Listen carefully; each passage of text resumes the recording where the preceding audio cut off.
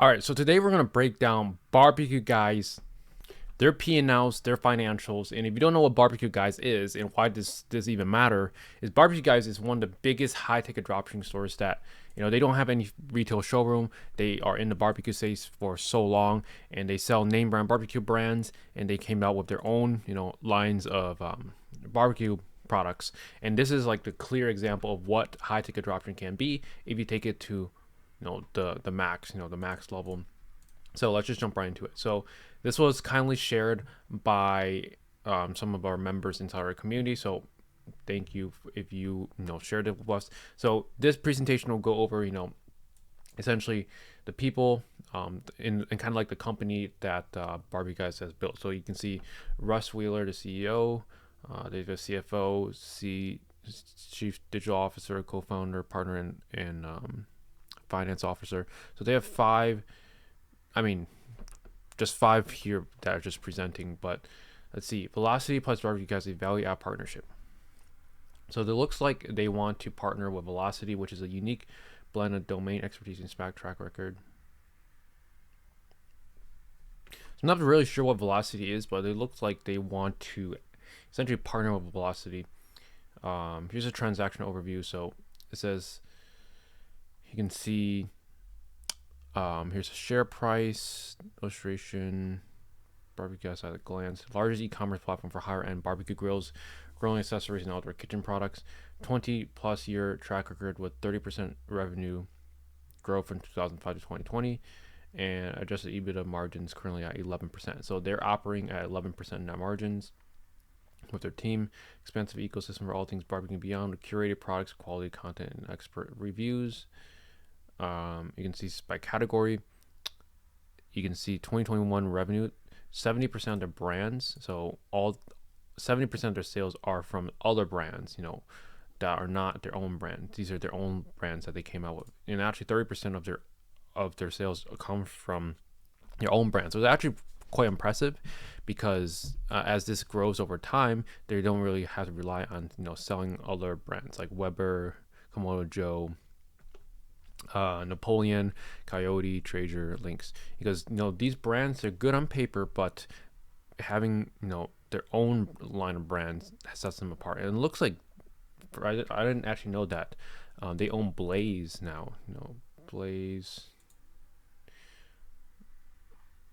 I didn't know Barbecue Guys owns Blaze, but it says Signature, Barbecue Guys Signature, Victory. These are their own brands.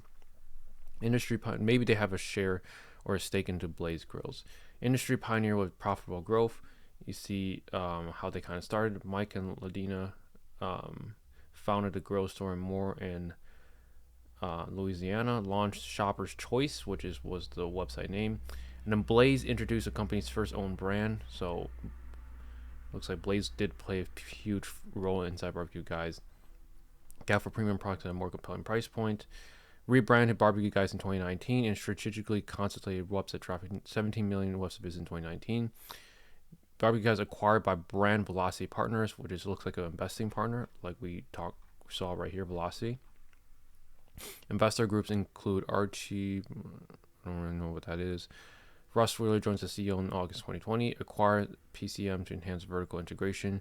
There's 36 million website visits in 2020 from organic traffic. Launch of Manning. They started doing commercials, adding DCs to boost national reach. High Point Sales Center expansion. Coming soon with their own white glove service. Interesting. So unmatched value propositions. See, this is where Barbecue Guys stands out from most other stores. So curated product assessment. They're very niche down. Mass e-commerce. They do have a large assortment of e-commerce products. Brick and mortar doesn't. Same with mom and pop. So subject matter expertise. They're specialized in barbecue. Unlike the other ones, sales and customer service. I feel like mom and pop stores, they are really good in sales and customer service. Tailored fulfillment. I'm not really sure what they do exactly with Barbecue Guys. Best in class e-commerce experience. Hard to argue about this, but it does seem like Barbecue Guys does a really good job in these 5 pillars. So Barbecue Guys by the numbers. Scaled and profitable. 332 million in 2021 EBITDA net revenue. Strong momentum, 35% growth, AOV is actually 863. So this is great information if you're looking into what these companies are doing. Highly capital efficient. 20 cash flow conversion. I don't think they really need to invest any high capital. 45% gross margins, but it's like 11% net margins. 650 EBIT market expansion. 4.4 times LTV. Interesting. 35 million cash flow. Lifetime value of each customer is around, a consumer is 1477, but a pro customer, which is a business, is actually 10,000. So super interesting there. Key investment highlights. This is pretty straightforward. Large and growing addressable market. You see, barbecue has a 7 billion global barbecue market. Meats, rubs and spices, outdoor living. So you can see 46 billion total addressable market. Barbecue has a position to become the outdoor living ecosystem. So that's essentially, they start with barbecues into meats, rubs and spices, and then they're going into outdoor living. You can see the growth projection over time. Lasting consumer tailwinds, proven track records, unique, highly defensible platform, customer valuable proposition. So this is all high level things that are important once you kind of get into the brand building stage of your e-commerce business. So unparalleled portfolio and platform, our value proposition to key brand partners, powerful platform discovery, trusted brands. You can see how long they've been working with these brands. For Coyote for 7 years, 13 years, 8 years. So if you're coming in as a new dealer, BBQGuys has a huge year advantage over you. And this is actually one of the most interesting things. You can see 14% of their sales actually come from the luxury higher end products like DCS, Lynx, and Heston grills. 57% in mass premium and premium makes up around 80%. It actually even more than so. Mass, premium, and premium.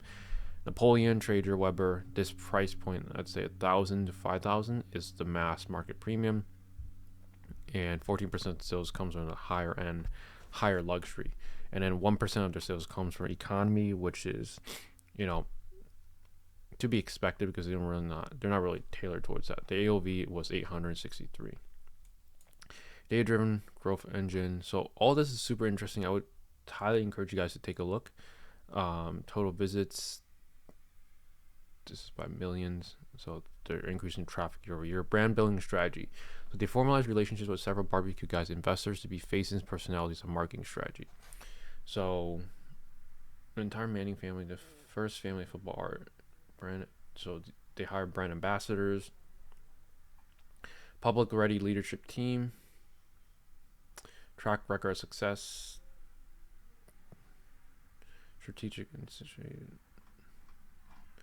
And this is some of their financial summary. You can see year-over-year growth, gross profit, free cash flow.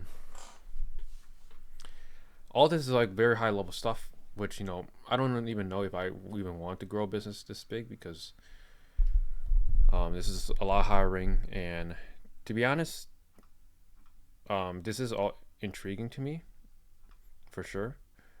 But I'm very happy where I'm currently at with my business, and I'm still trying to grow it. It's just, do I want to do, go down this route into branding? So that's really it for this presentation. I would check it out. I'm going to link it to you guys in the description below if you guys want to check it out. But my main takeaways from this is that, what they do well with BBQGuys is, being niche down, having great customer service, tailored experience for the customers because they're niche down. That's the main thing. They're in a large market where they're clearly targeting barbecues, but then they're expanding over time into meats, rubs, and spices, and then outdoor living.